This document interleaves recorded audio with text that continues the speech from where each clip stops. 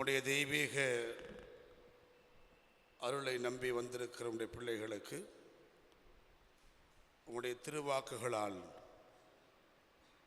வளமூட்ட வேண்டுமாய் கெஞ்சி மன்றாடுகிறோம். ஏற்றுக்கொள்ளும், ஆற்றல் படுத்தும். இந்த நாளின் சிந்தைகள் வழியாக எங்களை ஒருமுகப்படுத்தும்.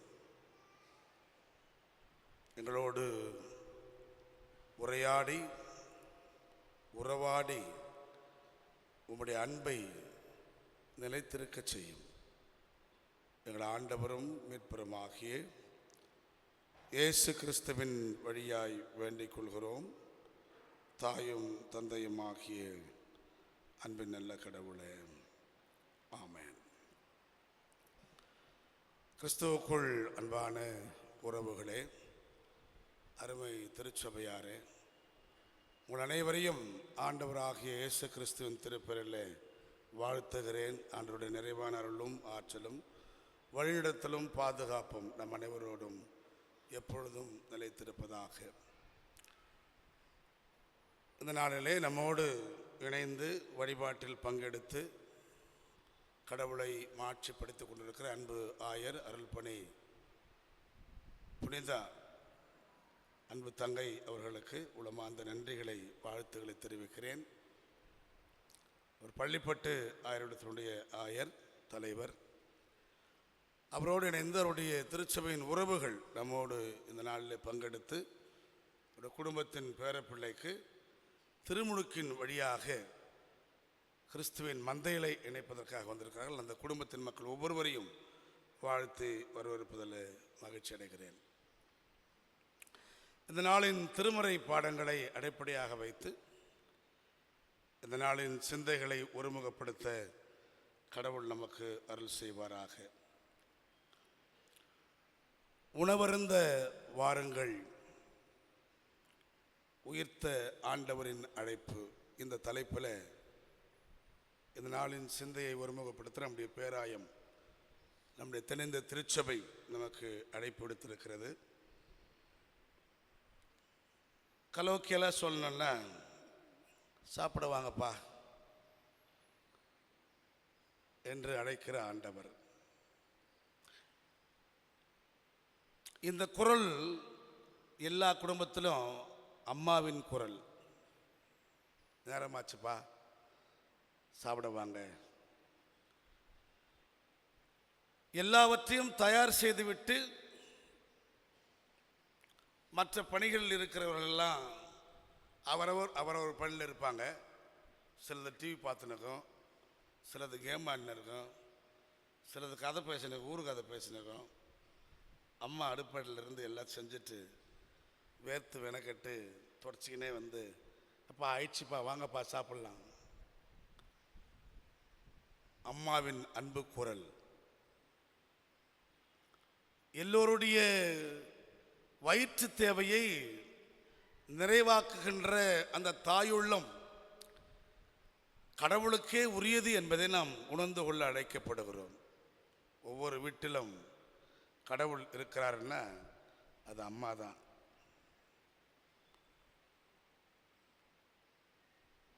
ஏனென்றால் கடவுள் அவ்வளவு பரிவுள்ளம் கொண்டவர், நிறைவான அருள் நிறைந்தவர், தூய்மையான உள்ளம் கொண்டவர், வயிறார உணவு கொடுப்பவர். தனக்கு இல்லை என்றால் கூட தன் பிள்ளைகளுக்கு தேவை என்று புரிந்து கொண்டால் இன்னும் அதிகமாக கூடுதலாக கொடுத்து கொண்டே இருப்பார்.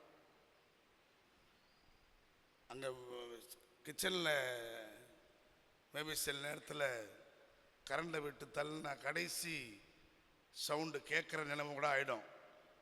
அப்படி இருந்தாலும் எப்போ சாப்பிட்றீங்களா, இன்னும் வேணுமான்னு கேட்பாங்க. அப்படி காலியாகுதுன்னா அவங்களுக்கு சோறு இல்லைன்னு அர்த்தம். அவங்களுக்கே சோறு இல்லைன்னாலும் தன் குடும்ப உறவுகளுக்கு சோறு ஊட்டும் தாய் உள்ளம், அது கடவுளுக்கே உரிய பரிவுள்ளம். தன்னுடைய தலைவியால் புறந்தள்ளப்பட்ட ஆகார் பட்டினி பசியோடு சாவை மட்டுமே எதிர்நோக்கி காத்திருந்த சூழல்ல தாகத்தால் நாவரண்டு செத்து போக வேண்டும் என்கிற அளவுக்கு உள்ளம் வாடி நின்ற சூழல்ல நீரூற்றை கொடுத்து வயிறையும் வாயையும் நிரப்பி என்னை காணுகின்ற கடவுள் என்கிற உணர்வை தந்த கடவுள். பட்டினியும் பசியாலும் 40 ஆண்டுகள் விடுதலை பயணத்தை மேற்கொண்ட மக்களுக்கு மன்னாவையும் காடையையும் வானத்திலிருந்து இறக்கி தந்து அளவற்று உண்ண கொடுத்தவர். தேவைக்கேற்ப எடுத்துக்கொள்ளுங்கள். உனக்கு 10 மன்னா தேவைன்னா 10 மன்னா எடுத்துக்கோ, 100 மன்னா தேவைன்னா 100 மன்னா எடுத்துக்கோ. ஆனால் மிச்சம் வைக்காத, ஃப்ரிட்ஜில் தூக்கி வைக்காத. அதிகமாய் சேர்த்து வைத்தால் உனக்கு எதுவும் மிஞ்சையாது.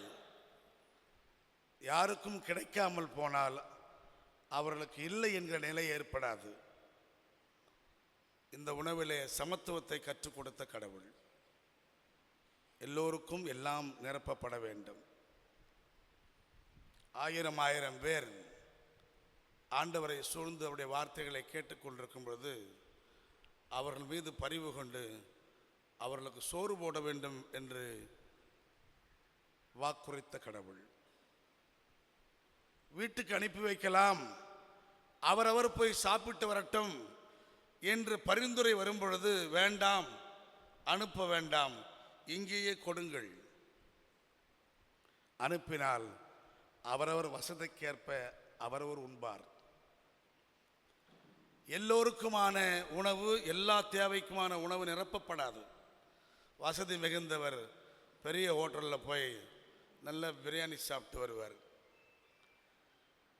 கொஞ்சம் நடுத்தர குடும்பத்தை உடையவர் ஒரு பாண்டியன் ஹோட்டலில் போய், மிலிட்ரி ஹோட்டலில் போய் இட்லி வடை போண்டா சாப்பிட்டு வருவார். அதற்கும் குறைந்த பொருளாதார நிலையில் இருக்கிறவர் ஒரு டீ வடை சாப்பிட்டு வருவார். அதற்கும் குறைந்திருக்கிறவர் எங்கேயாவது கொஞ்சம் தண்ணி கிடைக்காதான்னு பார்த்து ஃப்ரீயாக கிடைக்கிற தண்ணியை குடிச்சிட்டு வருவார். அந்த தண்ணி கூட கிடைக்காதவர் வெறும் பட்டினியால் நாவரண்டு திரும்ப வந்து உட்காருவார். திரும்ப வரும்பொழுது எல்லோரும் எல்லாம் நிறைவடைந்து வந்து விட்டார்களா என்றால் இல்லை. எனவே யாராக இருந்தாலும் அவர்கள் எல்லோரையும் இங்கேயே அமர்த்தி அவர்களுக்கு உணவு கொடுங்கள், வயிறார சாப்பிட்டோம். உங்களுக்குள் என்ன இருக்கிறதோ அதை பகிர்ந்து கொடுங்கள். பகிர்ந்து கொடுத்தால்தான் தெரிகிறது இருக்கிறவர்களை விட உணவு அதிகமாக இருக்கிறது. 12 கூடைகள் மீதும் அளவுக்கு அங்கே அனைத்து உயிர்களுக்குமான உணவை கடவுள் பகிர்ந்து கொடுத்தார். இப்படி உணவு என்பது கடவுளோடும் கிறிஸ்துவோடும் திருச்சபையோடும் இறை மக்களோடும் பின்னி பிணைந்த ஒரு அமைப்பு. பல நேரங்களில் நமக்கு சோறு தான் முக்கியம் இல்லை? பல நேரங்களில் எந்த கூடுகையாக இருந்தாலும் அந்த கூடுகையின் நிறைவு உணவாக திருச்சபைகளில் இருக்கும் இல்லை? Meeting and eating. சில நேரத்தில் ஈட்டிங் ஆஃப்டர் மீட்டிங் வந்தவுடனே முதல்ல சாப்பிட்டு. இந்த உணவு கடவுள் மக்களுக்கு அளித்த ஒரு ஈவு. இவையெல்லாம் உங்களுக்கு உணவாகட்டும், இவற்றை பண்படுத்தி பராமரித்துக் கொள்ளுங்கள், இந்த இயற்கையின் வழியாக வாழ்வை பெற்றுக்கொள்ளுங்கள் என்று இயற்கையோடு இணக்கமான உறவை கற்றுக் கொடுத்த கடவுள்.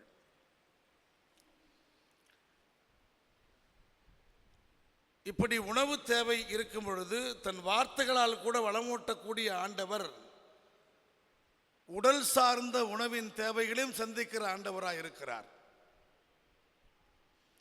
நம்முடைய விசுவாச வாழ்க்கையில் சொல்லலாம், இயேசுவை போல மனிதன் அப்பத்தினால் மட்டுமல்ல, ஆண்டவரிடமிருந்து பிறக்கின்ற ஒவ்வொரு வார்த்தையினாலும் பிழைப்பான் என்று சொல்லும் விசுவாச முதிர்ச்சி நமக்கு இருக்கலாம். ஆனால் கடவுளுக்கு தெரியும் நாம் பலவீனமானவர்கள். நம்முடைய இயலாமை அவருக்கு தெரியும், நம்முடைய வலுவின்மை அவருக்கு தெரியும், நம்முடைய சோர்வு அவருக்கு தெரியும். எனவே அவர் பிசிக்கலாக நமக்கு உணவு கொடுக்க விரும்புகிறார். அல்லையே சொல்லாம, அவர் நம்ம ஏமாற்றும் கடவுள் அல்ல, நமக்கு உணவூட்டும் கடவுள். 23ஆம் பிரிவு திருப்பாடல்ல இவ்வாறு தொடங்குகிறது: ஆண்டவரே என் ஆயர், எனக்கு ஏதும் குறையில்லை. எனக்கு அப்பாவா, எனக்கு அம்மாவா, என்னை வழிநடத்துகிற கடவுளா, எனக்கு மெய்ப்பரா என் ஆண்டவர் இருக்கும் பொழுது எனக்கு என்ன குறை?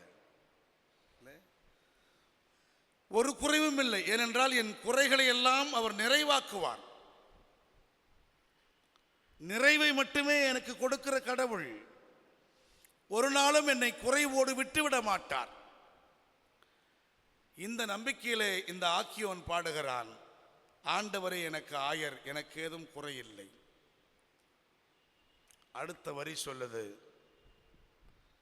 பசும்புல் வெளி மீது என்னை அவர் இளைப்பாறச் செய்வார், அமைதியான நீர்நிலைகளுக்கு என்னை அழைத்து செல்வார். குறையே இல்லை என்று தொடங்கிய இந்த பாடல் அடுத்த வரியே எனக்கு பசுமையான புல், ஒரு ஏக்கம். அமைதியான நீர்நிலை என்பது என் வேட்கை. எதிர்காலத்தில் எனக்கு கிடைக்கும் என்று நான் நம்பியிருக்கிறேன். ஒருவேளை இன்றைக்கு நான் ஒரு காய்ந்த புல்லை உண்ணுகிற அளவுக்கு வறுமையில் இருக்கலாம், அல்லது என்னுடைய குடிநீர் தூய்மையான தண்ணீராக இல்லாமல் கழிவு நீராக இருக்கலாம். சில நேரங்களில் கழிவை கலக்குகின்ற அளவுக்கு சாதி வெறியர்கள் கூடி போயிருக்கிற சூழலில் எனக்கு வருகின்ற தண்ணீரின் டேங்கில் கூட கழிவை கலந்திருக்கிற சூழல் இருக்கலாம். ஆனால் நான் நம்புகிறேன், என் ஆண்டவர் என்னை பசுமையான புல்வெளிக்கு இட்டு செல்வார், அமைதியான நீர்நிலைகளை எனக்கு உரிமையாக்குவார். அடுத்த வரி சொல்லுது: அவருடைய பெயருக்கு ஏற்ப என்னை நீதியின் பாதையில் தான் நடத்துவார். அன்பானவர்களே, காய்ந்த புல்லில் இருக்கிற நான், கலங்கிய தண்ணீரை குடிக்கிற நான், பசுமையான புல்லுக்கும் அமைதியான நீர்நிலைக்கும் ஆசைப்படுகிறேன். அந்த பேராசையால் அதை அடைவதற்கு நான் குறுக்கு வழியை தேடாதபடி, அநீதியான பாதைகளை தெரிந்து கொள்ளாதபடி, என் ஆண்டவர் எவ்வளவு தூயவரோ, எவ்வளவு நீதியானவரோ, அவருடைய நீதியின் பெயரிலே, பாதையிலே என்னை நடத்துவார். தவறான பாதைக்கு நான் ஒரு நாளும் போக மாட்டேன். இவ்வளவு கடுமையாக அவரோடு நான் பற்றுறுதியால் வாடுகிறேன் என்கிற சூழல்ல, ஒருவேளை, அடுத்த வாக்கியம், ஒருவேளை நான் சாவின் நிழல் பள்ளத்தாக்கில் சாவுக்கு நிகரான வாழ்வில் தள்ளப்பட்டாலும், இன்றைக்கு இருக்கிற சுச்சுவேஷனை விட இன்னும் கொடுமையான சூழலுக்கு நான் தள்ளப்பட்டாலும், சாவுதான் எனக்கு அடுத்த கட்டம் என்கிற சூழலுக்கு நான் தள்ளப்பட்டாலும், இந்த உலகின் தீமைகளை கண்டு நான் அஞ்ச மாட்டேன். ஏனென்றால் என் மெய்ப்பர், என் ஆண்டவர், என் அப்பா, என் அம்மா, என் கடவுள் என்னோடு கூட இருக்கிறார். சொல்லாம, அவருடைய கோலும் அவருடைய நெடுங்கழியும் என்னை தேற்றும். இஸ்ரேல் மக்கள் இந்த மெய்ப்பனுக்குரிய உருவகத்தை ஏன் கடவுளுக்கு பொறுத்துறாங்கன்னா, ஒவ்வொரு மெய்ப்பனுடைய கரங்கள்லையும் இந்த தடியும் நெடுங்கோலியும் கரத்தில் இருக்கும். தடி கொஞ்சம் தடிமனாக இருக்கும். அதை கொண்டு இந்த மெய்ப்பன் என்ன செய்வாராம், ஆடுகளுக்கு வருகிற ஆபத்திலிருந்து அவற்றை காப்பாற்ற ஆடுகளை பின்னுக்கு தள்ளி அந்த ஓநாயோடும் அந்த சிங்கத்தோடும் அந்த புலியோடும் போராடுவாராம். போராடி அவற்றை அடித்து விரட்டுவாராம். ஒருவேளை மிக கொடுமையான மிருகங்களாய் அவை இருக்குமானால், இவரால் அவற்றை மேற்கொள்ள முடியவில்லை என்றால், அந்த மிருகங்களுக்கு உணவாக அவரையே கொடுத்து விடுவாராம். ஆடுகள் காப்பாற்றப்படுமாம். ஸோ அந்த தடியை கொண்டு எனக்கு ஆபத்தை வரவிடாமல் ஆபத்திலிருந்து என்னை காக்கிற கடவுள். அதே தடியை கொண்டு எசேக்கியேல் 34ஆம் பிரிவில் சொல்லப்படுகிற தகவல் அடிப்படையில் இந்த மந்தைகளுக்குள்ளே, இந்த ஆட்டு மந்தையிலேயே சில ஆடுகள் நலிந்த ஆடுகளாக இருக்கின்றன, நோஞ்சானுங்க. சில ஆடுகள் கொழுத்த ஆடுகளாக இருக்கின்றன, கொஞ்சம் கொழுப்பெடுத்த ஆடுங்க. இந்த கொழுப்பெடுத்த ஆடுங்க இந்த நோஞ்ச ஆடுகளை வளர விடுவதே இல்லை.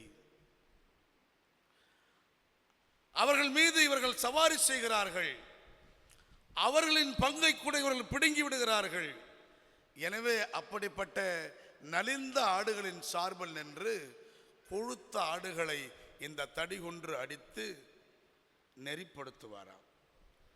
அப்படியானால் இந்த தடி 2 வகையிலே பயன்படுது. ஒன்று, என் கொழுப்பை கரைக்க, அல்லே சொல்லமா. 2வது, நான் நலிந்து போனால் என்னை காப்பாற்ற, எனக்கு வருகிற ஆபத்திலிருந்து என்னை பாதுகாக்க. அந்த ஆபத்து இந்த சுவருக்குள்ளே இருக்கலாம், இந்த சுவருக்கு வெளியே வரலாம். இந்த சுவருக்கு வெளியாகிறது சிங்கம், புலி, கரடின்னு உருவப்படுத்துகிறேன். சுவருக்கு உள்ளே இருக்கிறத கொழுத்த ஆடுகள்.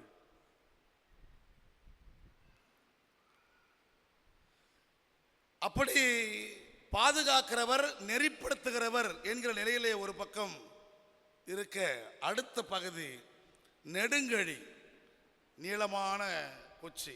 நம்ம ஊரில் அதை கெடகம் பண்ணுவோம் கிராமங்களில். அது எதுக்கு பயன்படும்னா, எட்டாத மாங்காவை எட்டி பறிக்கிறதுக்கு, எட்டாத முருங்காய் எட்டி பறிக்கிறதுக்கு. அது அழகாக அதுக்குன்னு ஒரு கயிறு கட்டி இப்படி வச்சுருப்போம். ஆண்டவர் இயேசு இடத்துல கொடை கம்பி போல் இருக்கும், ஸ்டாஃப். அதான் இப்போ ஒவ்வொரு பேர இடத்துலையும் கொடுக்கப்படுகிறது. அந்த ஸ்டாஃப் எதுக்கானதுன்னா, உணவுக்காக ஏங்கி நிற்கிற ஆட்டுக்குட்டிகள் தடை ரொம்ப தூரத்தில் இருக்கும் பொழுது எட்ட முடியாமல் ஏக்காந்து நிற்கிற சூழலில் இந்த மேய்ப்பன் அந்த நெடுங்கழியை கொண்டு அந்த தடையை வளைத்து கொடுப்பாராம். அப்படியானால் ஒரு தேவையில் உள்ள ஆட்டின் பசியை போக்குவதற்கான நெடுங்கழி. பசி ஆற்றுவார். அதே நெடுங்கடியை கொண்டு அந்த நாள் முழுவதும் மேய்ப்பு முடிந்தவுடனே மாலை வேலை ஆனவுடன் கொட்டகைக்கு எல்லா ஆடுகளையும் திருப்ப அனுப்புவார். அப்படி திருப்ப அனுப்பும் பொழுது அந்த வாசற்படியில் ஒரு 2 அல்லது 3 அடி தூரத்தில் குறுக்காக இந்த கொம்பை வச்சிடுவாராம், இந்த நீளமான நெடுங்கடியை. ஆடுகளுக்கே உரிய இயல்பு என்னவென்றால், எந்த இடமாக இருந்தாலும் ஆடுகள் தவ்வி தவ்வி தான் போவோம், ஜம்ப் பண்ணி தான் போவோம். அந்த குறிப்பிட்ட அளவை தாண்டி போகும் ஆடுகள். எல்லா ஆடுகளும் தாண்டி போகிறதா இல்லையா என்று இந்த மேய்ப்பன் கண்காணிப்பார். எல்லா ஆடும் தாண்டி போயிருச்சுன்னா மேய்ப்பன் மனசுக்குள்ள ஒரு நிறைவு வரும், இந்த ஆடுகளுக்கு இந்த நாள் முழுவதும் எந்த ஆபத்தும் நேரிடவில்லை, அவை முழுமையான ஆரோக்கியமாக இருக்கின்றன என்று புரிந்து கொள்வாராம். ஒருவேளை ஏதாவது ஒரு ஆடு மேய்ப்பன் கண்ணுக்கு படாத அளவில் தவ்வி தவ்வி எப்படியாவது வளைஞ்சு போயிடணும் அப்படின்னு தத்தி தத்தி போச்சுன்னா அந்த ஆட்டை உடனே இந்த மேய்ப்பன் தூக்கி தோளில் போட்டுக்கொண்டு அப்படி தடவி கொடுப்பாராம். அப்படி தடவி கொடுத்து ப்ரெஸ் பண்ணி தடவி கொடுக்க எந்த இடத்துல தடவும் போது ஆடு வலி தாங்காமல் மே என்று கத்துகிறதோ அங்கே அந்த மேய்ப்பன் புரிந்து கொள்வாராம், நமக்கே தெரியாமல் இந்த மேய்ப்பு பணியில் இந்த நாளில் ஒரு ஆபத்து இந்த ஆட்டை தாக்கி இருக்கிறது. அப்படி ஆபத்தால் துடிக்கிற இந்த ஆட்டுக்குட்டியை தோளில் போட்டுக்கொண்டு அவற்றை அக்கறையோடு தடவி கொடுத்து அதற்கு மண்ணு கட்டு, மாவு கட்டு, மருத்துவத்தை மேற்கொள்வாராம். அன்பு உறவுகளே, இந்த நெடுங்கடியால் எனக்கு சோறு மட்டும் போடுறதில்லை, என் நோயையும் குணமாக்குகிற கடவுள். அதான் அன்னைக்கு மேய்ப்பன்கிட்ட இருந்த ஸ்டெத்தஸ்கோப், அல்ல சொல்லுமா, கண்காணிக்கிறது, தொட்டு தொட்டு பார்க்கிறார். இப்படிப்பட்ட தலைவன், இப்படிப்பட்ட மேய்ப்பன், இப்படிப்பட்ட ஆண்டவன் எனக்கு தாயாக, எனக்கு தந்தையாக இருக்கிறார். எனவே அவர் சொல்லுகிறார், வாங்கப்பா சாப்பிடலாம், வாங்கப்பா சாப்பிடலாம். இந்த சிந்தையோடு நாம் நம்ம கொடுக்கப்பட்ட திருமறை பகுதிகளை ஆய்வு செய்ய அழைக்கப்படுகிறோம். முதல் திருமறை பாடம் எலியாவுக்கு ஏற்பட்ட அனுபவம். எலியா ஒரு மிக சிறந்த இறைவாக்கினர், யாருக்கும் அஞ்சாதவர். அவன் அரசனோ ஆண்டியோ எவனா இருந்தாலும் உள்ளதை உள்ளதென்றும் அல்லதை அல்லதென்றும் சொல்லுகின்ற துணிவு படைத்தவர். ஆகாபரசன் மிக நயவஞ்சகமாக நாபோத்துடைய திராட்சை தோட்டத்தை பறிக்கிறான். அவருடைய சொந்த ஆட்களை விட்டு பழி சொல்லி கல்லெறிந்து கொல்லுகிறான். ஈசபேலை சூழ்ச்சியாக பயன்படுத்தி அந்த ஈசபேல் வழியாக இந்த காரியத்தை சாதித்துக் கொள்ளுகிறான். ஈசபேல் வேற்று இனத்தை சார்ந்தவர் என்பதனால அவர் வழியாக வேற்று சமய வழிபாடுகளும் உள்ளே நுழைந்து விடுகின்றன. அதனால் அங்கே போலி இறைவாக்கினர்கள் பெருகிவிட்டார்கள். இப்பொழுது இந்த எலியாவுக்கும் இந்த போலி இறைவாக்கினர்களுக்கும் ஒரு மிகப்பெரிய தர்க்கம், ஒரு போர், வார்த்தை போர் நிகழ்கிறது. இந்த பாகால் கடவுள் உண்மையா அல்லது நான் வணங்குகிற யாவே கடவுள் உண்மையா என்கிற அளவுக்கு போட்டி மிகும் பொழுது அப்போ அவர்களோடு போராடும் பொழுது ஒரு சவால் விடுகிறார். நீங்கள் பாகால் கடவுளை மழையின் கடவுள் என்றெல்லாம் சொல்லுகிறீர்கள், செழுமையின் கடவுள், the god of prosperity பாகால், மழையின் கடவுள் மாரியம்மா. நான் சொல்லுகிறேன், நான் என் ஆண்டவரிடத்தில் விண்ணப்பித்தால் மழை வராது, மீண்டும் விண்ணப்பித்தால் மழை வரும் என்று சொல்லி மழையை தடுத்து நிறுத்தி பஞ்சம் மிகுந்து போகிறது. அதனால் அந்த போலி இறைவாக்குகளுக்கும் இந்த எலியாவுக்கும் போர் மூழுகிறது. வார்த்தை போராய் இருந்தது இப்பொழுது ஆயுதம் ஏந்துகிற வன்முறை போராய் மாறுகிறது. அந்த வன்முறை போரில் அத்தனை பேரையும் எலியா கொன்று விடுகிறார். இந்த செய்தி அரசனுக்கு எட்டி அரசன் உடனே ஈசபேலுக்கு இதை தெரிவிக்கிறார். நடந்தது என்ன தெரியுமா? எலியா நம் இறைவாக்கினரை எல்லாம் மாய்த்து விட்டார். உடனே அரசு ஒரு திட்டமிடுற, எலியாவை கொண்டே தீர வேண்டும். அப்படி கொல்ல நினைக்கும் பொழுதுதான் அவர் புறப்பட்டு பெயர்சபா நோக்கி ஓடுகிறார். தப்பித்து ஓடும் பொழுது ஓடி ஓடி ஓடி ஓடி களைப்படைந்து, இதற்கு மேல் ஓட முடியாது, சக்தி இல்லை, திராணி இல்லை, வயசு வேற ஆயிடுச்சு இல்லையா. எனவே ஆண்டவரிடத்தில் கடைசியா பிரேயர் பண்ணார், ஆண்டவரே என்னை சாகடிச்சிரு, என்னை எடுத்துக்கோ, எனக்கு இந்த உயிர் வேணாம். இருந்து நான் அவங்ககிட்ட மாட்டி சாகிறத விட உன் கையால் என்னை எடுத்துக்கோ. ஏன்னா நான் மற்ற எல்லோரையும் விட, என் மூதோதரை விட நான் உத்தமம் இல்லை. அவரை சொல்லுகிறார், அவர் உத்தமனா இல்லையான்னு கடவுளுக்கு தெரியும். எனவே என் உயிரை எடுத்துக்கொள், இதற்கு மேல் நான் ஓட முடியாது. மூச்சு வாங்கி உடல் தளர்ந்து போய் சாகும் தருவாயில என் உயிரை எடுத்துக்க சாமின்னு செத்துரு போறோம்னு நினைச்சு படுகிறார்.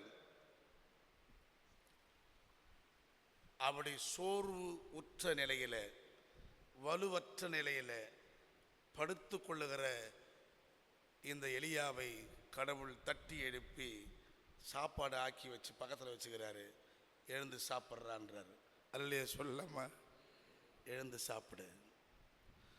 உடனே அந்த டயரில் எழுந்து போய் பார்த்து தூக்கம் கலக்கம் ஒரு பக்கம். ஏன்னா ராத்திரி பகலும் ஓடுறாரு இல்லையா. 2 நாள் 3 நாள் ஓடி ஓடி ஓடி எவ்வளோ நாள் தான் மனுஷன் நிம்மதியாக இருக்க முடியும். ஒரு 4 நாள் தொடர்ந்து இரவு நேரத்தில் பணி செஞ்சால் முடிஞ்சுது நம்ம கதை இல்லை. நல்ல தூக்கம்னா எல்லாமே அவுட்டு, தொண்டையிலிருந்து மொத்தமாக அவுட் ஆகிடும். இப்படி சோர்வுற்ற நிலையில் அவர் கொஞ்சம் சாப்பிட்டுட்டு மறுபடியும் பத்துறாரு டயர்டா. மறுபடியும் கடவுளை எழுப்பி, தம்பி எழுந்துரு, நீ ஓட வேண்டிய ஓட்டம் இன்னும் ரொம்ப தூரம் இருக்குது. அல்ல சொல்லாம, உன் இலக்கு, உன் பயணம் நீண்ட தூரம், இன்னும் நீ அதிக தூரம் பயணப்பட வேண்டும். எனவே நல்ல திடமா சாப்பிடு.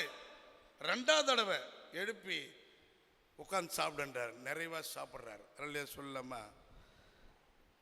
கடவுள் ஒரு இலக்குக்காக நம்மை அடைத்தார் என்றால் அந்த இலக்கை அடைவதற்கு முடியாமல் நாம் சோர்வுடும் வரையிலே நமக்கு சோர்வூட்டும் கடவுளாக இருக்கிறார். அல்லே சொல்லாம, சோர்வுற்றோருக்கு சோர்வூட்டும் கடவுள். இப்ப வார்த்தைகளால் வளமூட்டுவேன் என்பதை தாண்டி லிட்டரலா கடவுள் உணவை சமைத்து வைத்து கொடுக்கிறார். வயிறார சாப்பிட்ட இந்த எலியா தொடர்ந்து போராட்ட களத்தில் ஓடுகிறார். இந்த எலியா சாவின் கடைசி விளிம்பில் இருக்கும் பொழுது எலியாவுக்கு ஒரு முறை அல்ல 2 முறை சோறு கொடுத்து வலுவூட்டி ஆற்றல் கொடுத்து திரும்பவும் இலக்கை நோக்கி ஓடச் செய்கிறார் கடவுள். சோர்வுற்ற உறவுகளுக்கு சோர்வூட்டும் கடவுள்.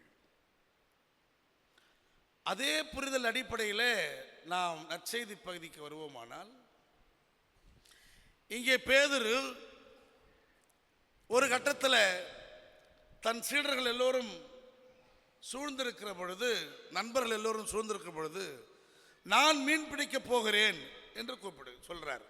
அவரு தான் அவருடைய வில்லிங்க சொல்றார், ஏப்பா நான் மீன் பிடிக்க போறேன்பா அப்படின்றார். உடனே சுற்றி இருக்கிற சில சீடர்களும் நாங்களும் வருகிறோம் என்கிறார்கள். அப்படியே வாங்கப்பான்றார். போன 7 பேரும் மிக சிறந்த மீனவர்கள், எக்ஸ்பர்ட். எப்பயாவது நீங்கள் காசிமேட்டுக்கோ அல்லது ஏதாவது ஒரு கடற்கரை பகுதிக்கு போய் ஒரு மீனவர்கிட்ட சும்மா கேட்டு பாருங்களேன். அவங்களுக்கு சீசன் சார்ந்து தெரியும் எங்கே மீன் இருக்கும் எங்கே இருக்காதுன்னு. கடலுக்குள்ளே போனாங்கன்னா வலை நேரமாவது வரமாட்டான். அந்த அளவுக்கு மீன் எங்கே இருக்கும், எந்த சீசனில் இருக்கும், எங்கே ப்ரீட் ஆகும், எங்கே அதிகமாக குட்டி போட்டிருக்கும் என்பதெல்லாம் நன்றாக தெரிந்தவர்கள், கடலை முழுவதும் அறிந்தவர்கள், கடல் அறிவை பெற்றவர்கள். இந்த பேதுரு இவர் கூட யார் போகிறது? தோமா, யோவான், யாக்கோபு, இல்லை நத்தானியல், வேறு 2 சீடர்கள், 7 பேர் மொத்தம். இந்த 7 பேருமே மீன் பிடிப்பதில் வல்லவர்கள்.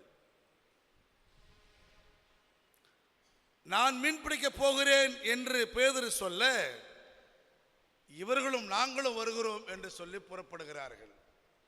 பல நேரங்களில் நாம் இந்த சம்பவத்தை எப்படி இன்டர்பிரேட் பண்ணுவோம் அப்படின்னா, கடவுள் அவனை மனிதர்களை பிடிக்கிற ஆக்குவேன் என்று அழைத்தால் மறுபடியும் பேதுரு தான் பழைய தொழிலுக்கே போயிட்டாரு என்று குற்றம் சாட்டுவோம்.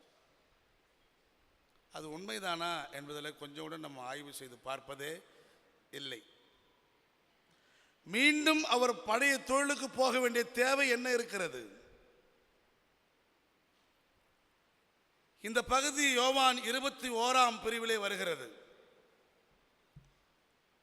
பேதுரு மீன் பிடிக்க போகிற பகுதி. ஆனால் யோவான் 20ஆம் அத்தியாயம் கடைசி 2 வாக்கியங்களோடு அந்த யோவான் நூல் முடிவடைகிறது.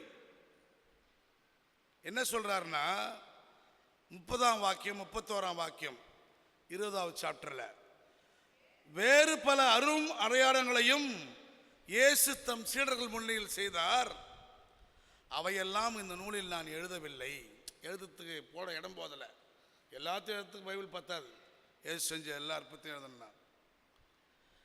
எனவே இயேசுவே இறைமகனாக மெசியா என்று நீங்கள் நம்புவதற்காகவும் நம்பி அவர் பெயரால் வாழ்வு பெறுவதற்காகவே இந்த நூலில் உள்ளவை எழுதப்பட்டுள்ளன என்று அந்த புக்கை முடிவுரை எழுதி முடிச்சிடுறார். ஸோ இங்கே யோவான் 20ஆம் பிரிவு 30-31 யோவான் நூல் முடிவடைகிறது. முடிஞ்சிட்ட பிறகு இந்த 21st சாப்டர் ஏன் வருது அப்படின்னா, இது ஒரு கேர்னைஸில் பிற்சேர்க்கையாக சேர்க்கப்படுகிறது. Added book, added part. ஏன் இதை திருச்சபை மரபு ஆட் பண்ணணும் அப்படின்னா, அன்றைக்கு சில சவால்கள் இருந்தன. ஒரு மரபு மகதலா மரியாள் தான் முதன்மையான சீடர்.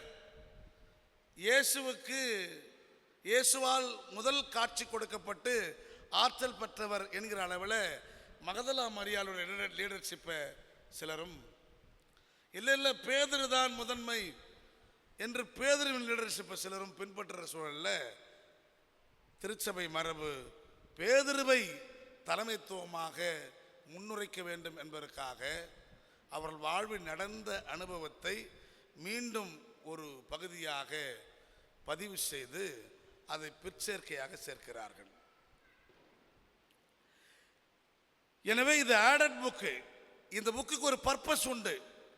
இப்படி ஆட் பண்ற இந்த டெக்ஸ்ட்ல ஒருத்தர் டீக்ரேட் பண்றதுக்காக ஆட் பண்ண மாட்டாங்க. Adding is always upgrade. எதுவாக இருந்தாலும் இல்லை, மேக்கப் போடுறோம், சரியா மேக்கப் இல்லை, இன்னும் கொஞ்சம் டச் பண்ணுறாங்க, அதை டீக்ரேட் பண்ணுறதுக்கா அப்கிரேட், இன்னும் அழகூட்டேன். எதுவாக இருந்தாலும் ஆட் பண்ண அழகு. அது உப்பு இல்லை, இன்னும் ஒரு சரங்க உப்பு போடுறாங்க, அதை டீக்ரேட் பண்ணுறதுக்கா இல்லை. சில பிசாசு போடணும் மறைமுகமாக அந்த வேலையை, விஷத்தை கூட ஊற்றி விட்டு போடுவோம். அப்படிப்பட்ட பிசாசுங்க பண்ணுறது டீக்ரேட் பண்ணுறது. பட் இந்த ஆட் பியூர்லி அப்கிரேட். பேதுருவினுடைய தலைமைத்துவத்தை உறுதிப்படுத்தும் ஒரு பகுதியாக இந்த பகுதியை நாம் பார்க்க வேண்டும். எனவே பேதுரு பழைய தொழிலுக்கு போய்விட்டார் என்று குற்றம் சாட்டுவதை விட ஏன் போனார் என்று ஆய்வு செய்ய நாம் முற்பட வேண்டும். போனது உண்மைதான், மீன் பிடிக்க தான் போறாரு, அது அவருடைய பழைய தொழில் தான். ஏன் போனார் என்கிற வினாவை எடுப்பாமல் போய்விட்டார் என்று குறை காணக்கூடாது. திருச்சபையில் இன்று வரை பெரிய பெரிய பிரசங்கர்கள் கூட பழைய தொழிலுக்கு போயிட்டான் பேதுரு, பழைய தொழிலுக்கு போயிட்டான் என்று தான் துணிந்து பிரசங்கம் பண்ணுவாங்க. ஒருவேளை அப்படி போயிருந்தா இயேசு என்ன பண்ணியிருப்பாருன்னு கொஞ்சம் யோசித்து பாருங்க. வாடா செல்லம், நீ பழைய தொழிலுக்கே போடா செல்லம், இந்த உனக்கு நான் கூட நிறைய மீன் பிடிச்சி தரேன், நான் டெய்லி வந்து மீன் பிடிச்சி தரேன், நீ போய் விற்றுட்டு என்ன பண்ணிக்கோ, வீட்டில் போய் சாப்பிட்டுக்கோ நான் சொல்லுவார். அழைத்த நோக்கம் வேறு. வலையெல்லாம் போட்டு வாடா, மீன்லாம் போட்டு வாடா, இனிமேல் நான் உன்னை மனிதர்களை பிடிக்கிறவாக்குவேன் என்று சொல்லி அழைத்தவர் பழைய தொழிலுக்கு மீண்டும் போயிருந்தால் அவருடைய நடவடிக்கையே வேற மாதிரி இருந்திருக்கும். ஆனால் இந்த பகுதியில் இயேசுவின் நடவடிக்கை ஒரு தாயை போன்ற நடவடிக்கை. Purely 100% motherhood attitude. நீங்க நல்லா கவனிங்க. இந்த டெக்ஸ்ட்ல ராத்திரி முழுசும் வலை போட்டு மீன் கிடைக்காம திரும்ப வரான். பொழுது வெறிஞ்சிருச்சு, மங்கன இருட்டு. ஒரு 100 மீட்டர் தொலைவில் படகு வந்து கொண்டிருக்கிறது. இந்த 7 பேர் அடங்கிய படகு கரையில் நின்று கொண்டிருக்கிற நபர் அவர்களை பார்த்து கேட்கிறார், பிள்ளைகளே மீன் ஒன்றும் அகப்படவில்லையா? ஒருவேளை இவங்க தப்பான பயணத்தான் போயிருந்தாங்கன்னா இவருடைய பேச்சு எப்படி இருந்திருக்கும் தெரியுமா? பிசாசுங்களை உங்களுக்கு அறிவு இல்லையான்னு கேட்டிருப்பார். இங்கே ஏண்டா வந்தீங்க, உங்களை எங்கே இருந்து சொன்ன, எங்கே வந்திருக்கிறீங்க என்று கேட்டிருப்பார். மாறாக, பிள்ளைகளே உங்களுக்கு உண்ண எதுவும் கிடைக்கவில்லையா? அங்கிருந்து யாரோ என்று நினைத்து கொண்டு, ஐயா எங்களுக்கு எதுவும் கிடைக்கலையா, ராத்திரி முழுசும் வலை போட்டோம் கிடைக்கல என்று சொல்ல, உடனே இந்த பெரியவர் வலை பக்கத்தில் என்ன பண்ணு, வலையை போடுன்றாரு. எவ்வளோ தூரத்தில்? கரையிலிருந்து 100 மீட்டர் நம்ம ரோடு வரைக்கும்னு வச்சுங்களேன். 100 மீட்டர்னா 1 மீட்டர் 3 அடியா 2 அடியா? மேக்ஸ் தெரிஞ்சவங்களுக்கு தெரியும், நமக்கு தெரியல. 1 மீட்டரு எத்தனை அடி? 3 அடியா? 100 மீட்டர் 3.25 அடி. அப்போ 350 மீட்டரு அடி தூரம் 100 மீட்டர்னா. இங்கேருந்து நம்ம அந்த ரோடு வரைக்கும், இங்கேருந்து சத்தம் போட்டால் ரோட்டில் கேட்கும், காலியான இடத்துல. கரை அவ்வளோ தூரத்தில் இருக்கும்போது இந்த இடத்துல மீன் கிடைக்குமா? நடுக்கடல்லே கிடைக்கல. இங்கே வலை போட சொல்றாரு ஒரு ஆளு, கண்ணை மூடின்னு போடுறான் வழியை. இவன் 7 பேரும் ஏன் தெரியுமா? இவனுக்கு மீன் தேவை. அருளே சொல்லாமா? தேவை ஒரு இலக்கா இருக்கும் பொழுது எப்படியாவது கிடைச்சிடாதா என்கிற அங்கலாய்ப்பு. எப்படி கிடைக்கும்ன்ற கேள்வியை இங்கே எழும்பல. மீனவர்கள் இவர்கள் எக்ஸ்பர்ட்டு, இவங்க நல்லா தெரியும் கரையில் எப்படா மீன் கிடைக்க முட்டாள அப்படின்னு சொல்ல முடியும் இவங்களால. அந்த அளவுக்கு கூட இவங்களுக்கு மனசு தெளிவில்லை, கிடைச்சா போதுன்ற அங்கலாய்ப்பு. உடனே போடுறான். போட்ட மாத்தத்தில் வலை கிழிகிற அளவுக்கு மீன்கள். எங்க 300 மீட்டர் கரையில் இழுத்துக்கின்னு வரான். வரதான் தெரியுது, இந்த 300 மீட்டர் தொலைவில் இவ்வளோ மீன் கிடச்சத. இங்கே வலை போட சொன்னார், இவர் யாரா அப்படின்னு பார்க்குறான். அப்போ தான் இந்த யோவான் புரிஞ்சுக்கிறான், நிற்கிறது அங்கே வேறு யாரும் இல்லை, நம்ம ஆண்டவர் இயேசுதான். அல்லையே சொல்லலாமா? அப்படியே பதறி போய் தன் ஆடைகளை கலைந்திருந்த பேதுரு உடனே மொத்த ட்ரெஸ் எடுத்து மாட்டின்னு கடலில் குதிச்சு ஓடி வந்து பார்க்கிறார். பார்த்தால் தெரிகிறது, அங்கே நெருப்பு மூட்டப்பட்டிருக்கிறது. கரையில் அடுப்பு வச்சுக்கிறாருங்க. மூட்டப்பட்ட நெருப்பிலே சில மீன்கள் சுடப்பட்டிருக்கின்றன. அப்படினாலும் இயேசு முன்கூட்டியே வந்து மீன் பிடிச்சுக்கிறாரு. அல்லையே சொல்லாமா? இல்லை மார்க்கெட்டில் மீன் வாங்கிந்துக்கிறாரு. மீன்களை சுட்டு வைத்து காத்திருக்கிறார், அப்பத்தையும் சுட்டு வைத்து காத்திருக்கிறார். அவர்கள் கிட்ட வர வர இயேசு குரல் கொடுக்கிறார், இந்த அப்பமும் இந்த மீன்களும் உங்களுக்கு போதாது. இவர் என்ன 7 பேர் தானே, இவ்வளோ போதும்னு நினச்சிருப்பாரு. ஆனால் அவன் உழைச்சி களைப்பாயி ராத்திரி முழுசும் பட்டினியும் பசியுமா இருந்து சாப்பிட்டு எத்தனை நாள் ஆச்சோ. கடுமையாக உழைச்சிட்டு வர்றவங்க அளவில்லாத சாப்பிடுவாங்க. இல்லையே சொல்லாம? அது நம்ம அம்மாவங்களுக்கு தான் தெரியும். சுட்டு போட்டுனே இப்போ அங்கே தோசை இல்லை, இட்லியெல்லாம் ஒரு காலத்தில், தோசைலாம் ஒரு காலத்தில் எத்தனைன்னே தெரியாது. சாப்பிட்டேன் நாள் நான் எத்தனைன்னே தெரியாது. அது பாட்டு சுட்டு போட்டுனே இருப்பாங்க. அந்த கறி குழம்புக்கும் அந்த தோசைக்கும் அது பாட்டு இறங்கினே இருக்கும். எவ்வளோன்னே தெரியாது. அரை மணி நேரம் 1 மணி நேரம் கூட உட்காந்து சாப்பிடணும், டிவி பார்த்துக்கணும். பசியாக இருந்தால் எவ்வளவு சாப்பிட்றோம் நமக்கு தெரியும். எப்படி அங்கே எலியாவுக்கு இன்னும் கொஞ்சம் சாப்பிட்றா இன்னும் கொஞ்சம் சாப்பிட்றான்னு கடவுள் ஆற்றுப்படுத்தி சாப்பிட வைத்து திடப்படுத்தினாரோ, அப்படி இவர்களை இயேசு பார்க்கிறார். வயிறு ஒட்டி போயிருக்குது, எல்லாம் சாப்பிட்டு எத்தனை நாள் ஆச்சு தெரில. எப்பா இது போதாதப்பா, உங்களுக்கு நீங்கள் பிடிச்ச மீன்லையும் கொஞ்சம் கொண்டு வாங்க, அதையும் சுட்டு கொடுக்குறேன்னு அதையும் சுட்டு கொடுத்து அவர்களுக்கு உணவூட்ட கொடுக்கிறார். அன்பர்களே, இப்போ நம்முடைய கேள்வி என்னவென்றால், இந்த பேதுரு மீண்டும் பழைய தொழிலுக்கு போயிருந்தால் இயேசுவின் அணுகுமுறை இப்படித்தான் இருந்திருக்குமா? வலை நிறைய மீனை பிடிச்சி என்ன பண்ண போறாரு? போங்கப்பா திபெரியா மார்க்கெட்டில் போய் விற்று பொழைச்சிங்கன்னு சொல்ல போறாரா? அப்படி பழைய தொழிலுக்கு போய் அந்த தொழிலுக்கு ஆதரவாக இயேசு நின்று மீன் பிடிச்சி கொடுத்துருப்பாரா? போங்கப்பா பிடிச்சின்னு போங்க, டெய்லி வாங்க, நான் இங்கே இருக்கிறேன் கரையிலேயே, நான் சொல்கிற இடத்துல வலை போடுங்க, உங்களுக்கு கிடைக்கும், போய் வியாபாரம் பண்ணி பொழைச்சிக்கணும், அதுக்காக கூப்பிட்டாரு. ஸோ இங்கே ஆண்டவர் இயேசு கிறிஸ்து அவருடைய தேவையை நிறைவு செய்கிறார் என்றால் அவருடைய இலக்கு புனிதமானது, அவருடைய கோரிக்கை புனிதமானது, அவருடைய இந்த செயல் திட்டம் புனிதமானது. அவருடைய தொழிலை மையமாக வைத்து அவர்கள் இந்த செயலை செய்தாலும் அது புனிதமான செயல் என்று இயேசு அங்கீகரிக்கிறார். ஏன் தெரியுமா? நாம் ஒன்றை புரிந்து கொள்ள வேண்டும். இந்த நிகழ்வு எப்பொழுது நிகழ்ந்திருக்கலாம்? இந்த திபேரியா கடலில் இயேசு இந்த பகுதியில் சொல்றது, இப்படியாக இயேசு தன் சீடர்களுக்கு 3ஆம் முறை காட்சி அளித்தார் அப்படின்னு சொல்லுது குறிப்பு. அப்படின்னா முதல் முறை எப்போ? the first Sunday, resurrection Sunday evening. அப்போ தோமா இல்லை. 2வது முறை எப்போ?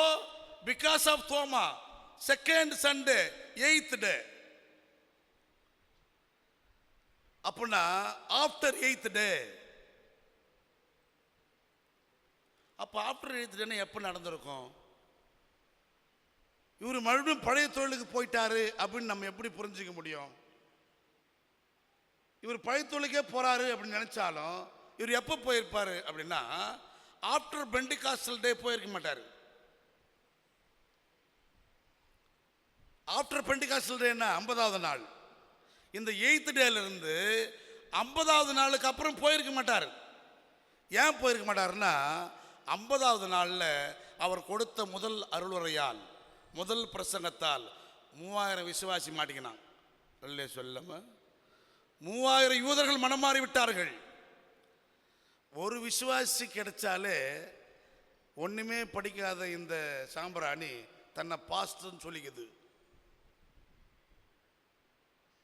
2 விசுவாசி 2 குடும்பம் கஷ்டா அவருக்கு ஒரு 2 பாஸ்டர் ஆயிடுறான். 4 குடும்பம் 5 குடும்பம் கட்ச பிஷப் ஆயிடுறான். நல்ல படைப்பு. எதில் இந்த படைப்பு வந்தபடி ஏன் பழைய படைப்புக்கு போனோம்? 3000 ஆடுகள் கிடைத்து விட்டன. திருமறை தெளிவாக சொல்லுது. திருத்துதர் பணிகளில் ஒவ்வொரு நாளும் இந்த இயேசுவின் மந்தையில் நாள்தோறும் மக்கள் இணைந்து கொண்டே இருந்தார்கள். அவர்களுக்கு ஆற்றுப்படுத்துவதிலையும் அவர்களுக்கு அருளுரை ஆற்றுவதிலையும் அவர்களுக்கான தேவையை சந்திப்பதிலுமே பேதுருவுக்கு நேரம் போதாது. அப்படியானால் தெளிவாக புரிந்து கொள்ளலாம், 8வது நாளுக்கு முன்னால கிடையாது, 50வது நாளுக்கு பின்னால கிடையாது. அப்போ இந்த 8வது நாளுக்கும் 50வது நாளுக்கும் நடுவில் நிகழ்ந்திருக்கிறது. அல்லே சொல்லமா? ஒருவேளை அது அசென்ஷன் டேவுக்கு ஆஃப்டரா, அசென்ஷன் டேவுக்கு முன்னாலேயான்னு தெரியும். அசென்ஷன் டே வந்து 40th டே, 40வது நாள். 40வது நாளுக்கு முன்பாக இருக்கலாம் அல்லது 40வது நாளுக்கு பின்பாக இருக்கலாம். ஆனால் ஒன்று உறுதி, 8வது நாளுக்கு முன்னால கிடையாது. ஏன்னா அது 3rd விஷன் இல்லை, 8வது நாள் 2nd. அப்ப இந்த இடைப்பட்ட நாளில் என்ன நடந்திருக்கும்? ஏன் பேதுரு உணவு கொடுக்க அல்லது மீன் பிடிக்க போகிறேன் என்று தன்னை முன்னிறுத்திருப்பார் என்று நாம் சிந்திக்கும் பொழுது ஒரு உண்மை நமக்கு புலப்படுகிறது. இந்த பகுதியில் ஆண்டவர் இயேசு கிறிஸ்து உயிர்த்தெழுந்த அந்த நரேஷனை நாம் அலசி பார்த்தா அதில் ஒரு உண்மை கிடைக்கிறது. என்ன உண்மை என்றால், அவர்கள் 120 பேர் அடங்கிய ஒரு சின்ன கூட்டம் ஒரு மேல் வீட்டு அறையிலே ஒளிந்திருந்தார்கள். ஒளிந்திருந்தார்கள் என்று சொன்னாலே பப்ளிக்ல யாருக்கும் தெரியாதுன்னு அர்த்தம். யோவான் 20ஆம் பிரிவு 19ஆம் வாக்கியம் சொல்லுகிறது, அவர்கள் யூதர்களுக்கு பயந்திருந்ததனால் தாங்கள் இருந்த மேல் வீட்டறையின் கதவுகளையும் ஜன்னல்களையும் சாத்தி வைத்திருந்தார்கள். Closed. All the door were closed. அங்கதான் அவங்க இருக்கிறாங்கன்னு யாருக்குமே தெரியாது. எத்தனை நாள் வரைக்கும்னா 50வது நாள் வரைக்கும் தெரியாது. அந்த 50th டேல தான் தூய ஆவியார் அவர்கள் மீது அருள, அவர்கள் உறக்கமிட்டு சத்தம் போட, இந்த சத்தம் ஒரு மிகப்பெரிய ஒளியா கேட்க ஊர்ல இருக்கிறவெல்லாம் அந்த பில்டிங்கை நோக்கி வர்றான். என்னடா சவுண்ட் இங்கே வித்தியாசமாக கேட்குது? அப்போதான் அவனுக்கு தெரியும் இத்தனை பேரும் இவ்வளோ நாள் இங்கே தான் இருந்தான்லான்னு. அவ்வளவு ரகசியமாக தங்கியிருந்த அந்த மேல் வீட்டறை. அவர்கள் எத்தனை பேர் என்பதற்கு சான்று திருத்துதர் பணிகள் 1:15, 120 பேர் என்கிற எண்ணிக்கை அங்கே நாம் பார்க்கலாம். அப்போஸ்தலர் 1:15. ஆண்டவர் இயேசு கிறிஸ்து உயிர்த்தெழுந்த பிறகு தன் சீடர்களுக்கு கூட்டமாய் தோன்றியது 3 முறை என்றால் தனித்தனியே பல முறை தோன்றிவிட்டார். எல்லா தோற்றத்துக்கும் பின்னால ஒரு அடிப்படை காரணம் உண்டு. என்ன காரணம் தெரியுமா? இயேசு உயிர்த்தெழுந்த பிறகு இவர் ஒரு நாளும் தன்னை கொன்றவர்கள் முன்னால் போய் நின்று, நீங்க பாடுற என்ன கொன்னுட்டீங்க, நான் பாடுற இழந்துட்டேன் அப்படின்னு போய் பெருமையா சொல்லிக்கல. யார் அவரை கொன்றார்களோ அவர்களுக்கு பயந்து கிடக்கிற பயந்தாங்கோழி கூட்டத்தை பார்த்து, ஏன்டா பயப்படுறீங்க, எழுந்துங்கடான்றார். அல்லே சொல்லாமா?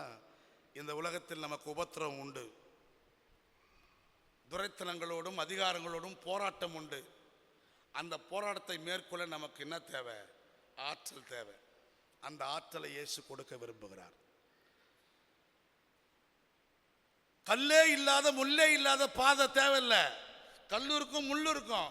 B aware of this route. அந்த அறிவு தான் நமக்கு தேவை. எதுவுமே இல்லாத ஒரு சூழல்ல எனக்கு எதுவும் நிகழலன்னு சொல்றது ஒரு உண்மை கிடையாது. எல்லா விதமான தீமைகளும் நிறைந்திருந்தும் இந்த தீமைகளிலிருந்து தன்னை தற்காத்து கொண்டு நீதிமானா இருக்கிற ஒருவன் தான் உண்மையான நீதிமான். தப்பு செய்வே வாய்ப்பு இல்லாம 35 வயசு வரைக்கும் வீட்டிலேயே பூட்டி வச்சு வளர்ந்தவன் இவன் உத்தமன் யாருன்னா சொன்னான்னு யாருன்னு நம்பலாமா? அவனுக்கு ஒரு வாய்ப்பை கொடுத்து பாரு. அவனுக்கு ஒரு இந்த உலகத்தின் சூழல் அவனை மேற்கொள்ளட்டும். அவன் ஈல்டு அவரானா இல்லையா சோதித்து பார்க்க வேண்டும். ஆண்டவர் இயேசு கிறிஸ்துவுக்கே அந்த சோதனை நிகழ்ந்தது. 3 வகையான சோதனை. Whether he is pure or not, he is worthy or not, Jesus proved himself I am worthy. நல்ல சொல்லாமா. எனவே இந்த உலகத்தோடு உள்ள போராட்டம் நமக்கு உண்டு. போராட்டத்தை கொள்வதல்ல, போராட்டத்தை மேற்கொள்ள வேண்டும். அதற்கான துணிவு வேண்டும். எனவே இங்கு நடுங்கி கிடக்கிற மக்களுக்கான ஆற்றலை இயேசு ஒருபுறம் ஊட்டிக்கொண்டே இருக்கிறார். இவர்கள் எழும்ப எழும்ப எழும்ப அவர்களை அடக்குகின்றவர்கள் அடங்கி போவார்கள். அம்பேத்கர் அவர்கள் சொல்லுவார், ஒருவன் அடிமை என்பதை அவனுக்கு நீ உணர்த்து, அவனுக்கான விடுதலையை அவன் தேடிக்கொள்வான். அப்படியானால் ரியலைஸ் பண்ண வைக்கிறது, நீ யார் என்பதை உணர்த்துவது. எனவே அந்த உணர்வின் அடிப்படையில் அவர்களை தூண்டி எழுப்புவது. இது ஒரு ஆற்றல் மிகுந்த அறைகூவல். நிமிர்ந்து நிற்க செய்வது, துணிந்து நடக்க சொல்வது, தட்டுங்கள் என்று சொல்லுவது, தேடுங்கள் என்று சொல்லுவது, கேளுங்கள் என்று சொல்வது. ஏனென்றால் நம்முடைய குரல்கள் பலருக்கு எட்டா குரல்களாக இருக்கின்றன. கேட்டுக்கொண்டே இருங்கள். எது வரைக்கும்? அவனுக்கு கேட்கிற வரைக்கும், அவன் செவுடு காதல உரைக்கிற வரைக்கும் கேளுங்கள். இடைவிடாமல் கேளுங்கள். அது ஒரு போராட்ட குணம். தட்டுங்கள். நமக்காக மூடி வைத்திருக்கிற எல்லா கதவுகளையும் தட்டுங்கள். எது வரைக்கும் தட்டு? அவன் திறக்கிற வரைக்கும் தட்டு. தட்டிக்கொண்டே இரு. தேடு. உனக்கான நீதி இங்கே இருக்குது. நீ சோம்பேறியா இருக்காத. நீ சோம்பேறியா இருந்தால் உன்னை ஏறி மேய்ச்சி போயினே இருப்பான். இவைகள் எல்லாம் மக்களை எழுப்பி நிற்பதற்கான அறைகூவல்கள். எனவேதான் ஆண்டவர் இயேசு கிறிஸ்து தளர்ந்து போயிருக்கிற விசுவாசிகளை, தன் சீடர்களை தனித்தனியே சந்தித்து ஆற்றல் படுத்துகிறார். யோவான் 20:15 மகதலா மரியாவுக்கு கல்லறை தோட்டக்காரனை போல வெட்டியான் உருவிலே இயேசு முதல் காட்சி கொடுத்தார். மத்தேயு 28:9 மகதலா மரியாவுக்கும் மற்ற சீடர்களுக்கும் வழியில் எதிர்கொண்டு வந்து வழிபோக்கராக காட்சியளித்து அவர்களை ஆற்றுப்படுத்தி தன் சீடர்களுக்கு சொல்றாரு, நீ போய் என் நண்பர்களுக்கு சொல், நான் அவர்களுக்கு முன்னே கலிலேயாவுக்கு போய் கொண்டிருக்கிறேன், அவர்களை கலிலேயா வர சொல்லுன்றார். மார்க் 16:12 வயல்வெளியில் போய் கொண்டிருக்கிற நண்பர்களுக்கு வேற்று உருவில் காட்சியளித்து அவர்களை போய் அந்த 120 பேர் இருக்கிற மக்களத்தில் போய் சொல்லுன்றாங்க. அவங்க போய் சொல்றாங்க. அதை நம்ப மறுக்கிற கூட்டத்தை பார்த்து 16:14 மார்க் 16:14 இயேசு அவர்களை கண்டிக்கிறார். நம்ப இயலாதவர்களே என்று அவர்களை பார்த்து சாடுகிறார். இவங்க வந்து சொல்லியும் நீங்க நம்ப மாட்டீங்களா என்று திட்டுறார். லூக்கா 24:15 எம்மாவூருக்கு போய் கொண்டிருக்கிற சீடர்களை நோக்கி வழிபோக்கரை போலவே காட்சியளித்து அவர்களோடு அன்று இரவு தங்கும் வாய்ப்பை பெற்று அங்க போய் உணவை பகிர்ந்து கொடுத்து உண்ண கொடுக்கிறார். இதற்கிடையில் அவர் சொல்றாரு, நம்ப இயலாத மந்த புத்தி உள்ளவர்களே, முட்டாள்களே, மக்கு சம்பராணிகளே என்று சாடுகிறார். எனவே விசுவாசத்தில் குழம்பி போயிருக்கிற எல்லாரையும் இப்படி திட்டி திட்டி திட்டி திரும்ப அந்த மேல் வீட்டு அறைக்கே அனுப்புறார். எவெல்லாம் எஸ்கேப் அவன் நினைக்கிறானோ அவன் அத்தனை பேரையும் தேர்ச்சி மேல் வீட்டு அறைக்கு அனுப்புகிறார். அதன் பிறகுதான் முதல் காட்சி, எல்லோரும் குடுமி இருக்கிற இடத்துல பயப்படாதிருங்கள், உங்களுக்கு அமைதி உண்டாகட்டும் என்று சொல்லி அவர்களை ஆற்றுகிறார். அப்பொழுது லிட்ரலா பசிக்குதுடா, வேலைக்கிழமை ராத்திரி சாப்பிட்ட சாப்பாடு இல்லை, எவனும் நமக்கு சோறு போடல, என்னை அடித்து துன்புறுத்துறானுங்க அப்படின்னு கேட்டு உணவை வாங்கி சாப்பிடுகிறார். Sunday night.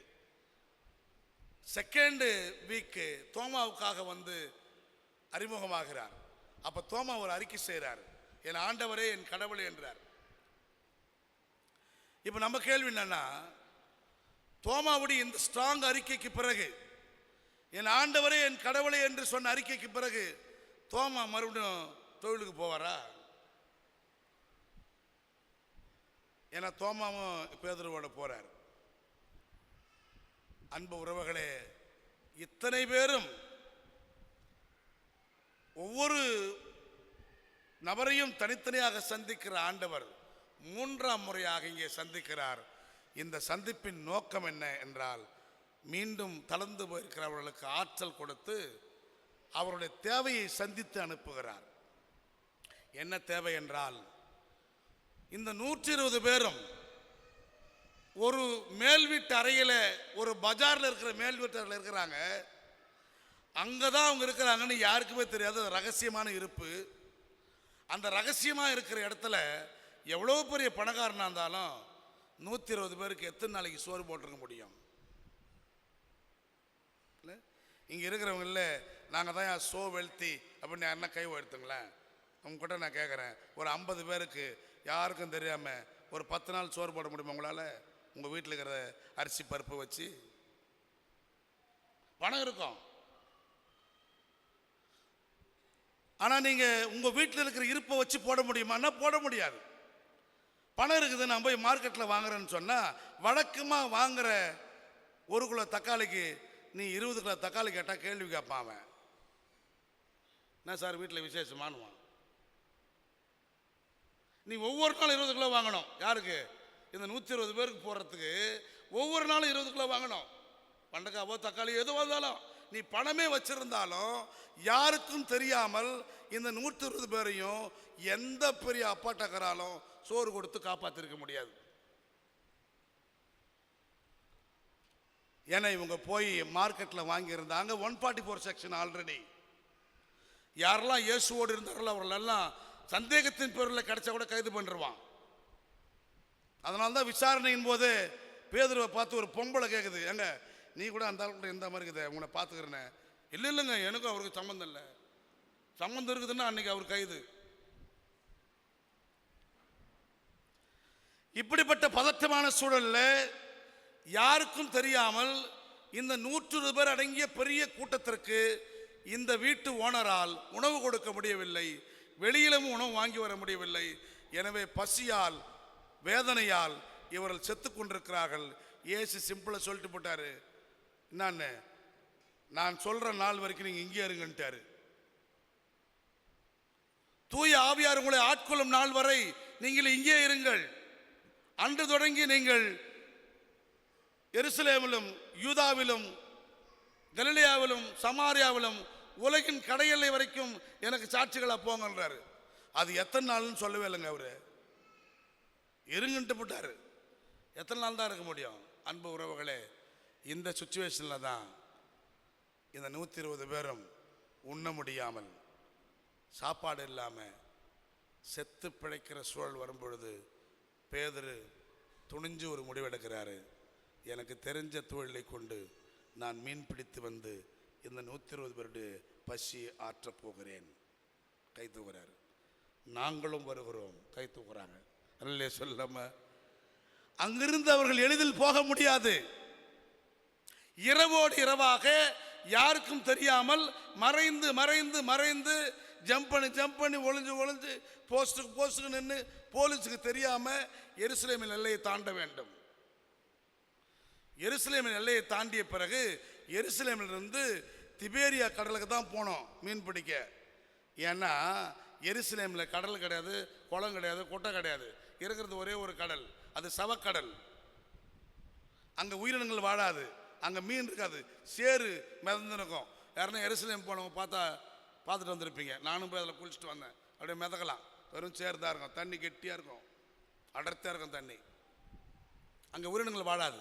அப்படின்னா திபேரியா கடல், கலிலேயா கடல் தான் போனோம். கலிலேயா கடலுக்கு போனோம்னா எருசலேமின் எல்லையிலிருந்து கலிலேயா 80 கிலோமீட்டர் தூரம். நன்றாக கவனித்து பாருங்கள். இரவோடு இரவாக வெளியேறி வந்த இந்த போராளிகள் பகல் முழுவதும் போயிருப்பான், இன்னொரு இரவு போயிருப்பான், இன்னொரு பகல் போயிருப்பான். 80 கிலோமீட்டர் நடக்கணும்னா கொஞ்சம் யோசித்து பாருங்களேன்.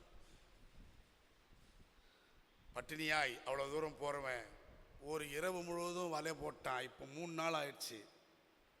இந்த 3 நாள் அவங்க கதி என்னாச்சோ? பேதுரு வந்துட்டாரு, முக்கியமான லீடர்லாம் வந்துட்டாங்க, முக்கியமான தலைவர்லாம் வந்துட்டான். அங்கே இருக்கிற மீதி இருக்கிறவங்க என்ன ஆனாங்களோ ஏதானாங்களோ, சரி சாவோ வாழ்வோ நாம் அங்கேயே போயிடுவோம், நமக்கு மீன் கிடைச்சாலும் பரவாயில்ல கிடைக்கலனாலும் பரவாயில்ல என்கிற முடிவோடு மீன் கிடைக்காமலேயே வெறிச்சோடி திரும்புகிறார்கள். அப்படி திரும்புகிற சூழல தான் இயேசு கேட்கிறார், பிள்ளைகளே உங்களுக்கு உண்ண எதுவும் கிடைக்கவில்லையா? ஆம், கிடைக்கவில்லை. 100 மீட்டர் தொழிலில் போடுறா வலையன்றாரு. வலை போட்டா 153 வகையான மீன்கள். வெறும் நம்பர் இல்லை, அது வெரைட்டி ஆஃப் ஃபிஷஸ். எல்லாம் பெரிய பெரிய மீன்.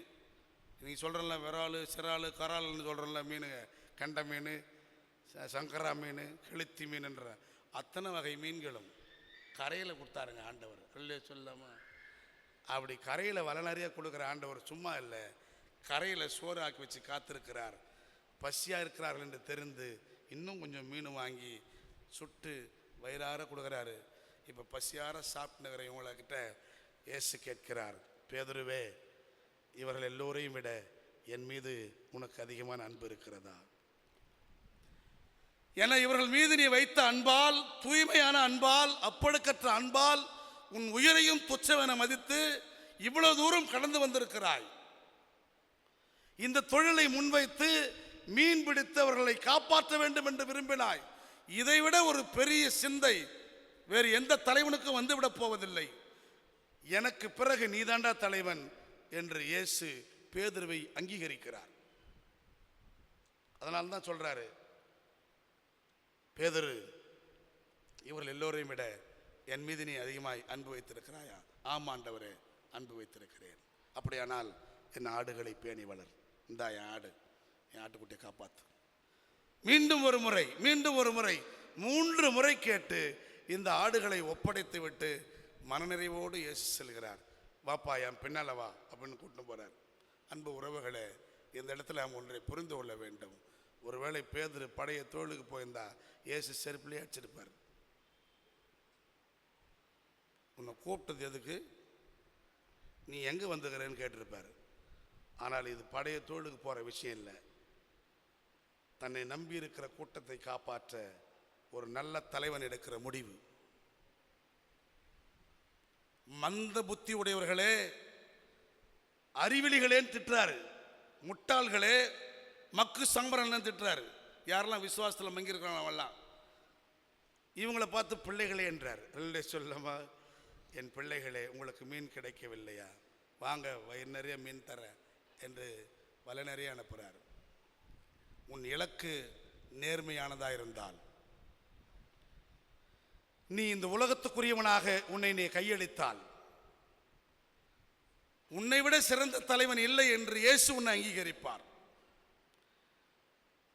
தன் ஆடுகளுக்காக தன் ஜீவனை கொடுக்கிறதிலும் மேலான அன்பு வேறு எதுவும் இல்லை என்று இயேசு போதிக்கிறார். அந்த போதனையின் நிறைவை இயேசுவுக்கு பிறகு இயேசு பேதுருவிலே காண்கிறார். அதனால்தான் நம்பி இயேசுவிடத்தில் இந்த ஆடுகளை ஒப்படைக்கிறார். இந்தப்பா என் ஆடுகளை இனிமேல் நீ தான் பாதுகாக்கணும்.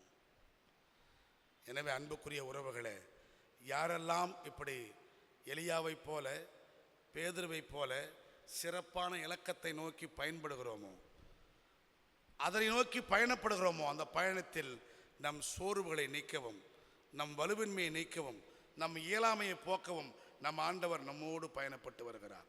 அல்லே சொல்லாமா, அன்றைக்கு எழுந்து சாப்பிடு அப்படின்னு சொன்ன அதே ஆண்டவர் பேதுருக்கிட்ட எப்போ வாங்கப்பா சாப்பிடலாம் என்று கூப்பிட்ட அதே ஆண்டவர் இன்றைக்கு நம்மையும் பார்த்து கூப்பிடுகிறார். சோர்வடையாதீர்கள், திகையாதீர்கள், கலங்காதீர்கள், வாருங்கள் உணவருந்தலாம். உங்களை உடலாலும் உள்ளத்தாலும் தேற்ற வல்லவர் உங்களோடு கூட நான் இருக்கிறேன் என்கிற உறுதியை சொல்லுகிறார். இந்த சிந்தையோடு நம்மை உணவருந்த அழைக்கும் ஆண்டவரை உரிமையாக பெற்றுக்கொள்வோம். கடவுள் தாமே இந்த அருளாலும் ஆற்றலாலும் நம் ஒவ்வொருவரையும் வழிநடத்துவாராக. ஆமென்.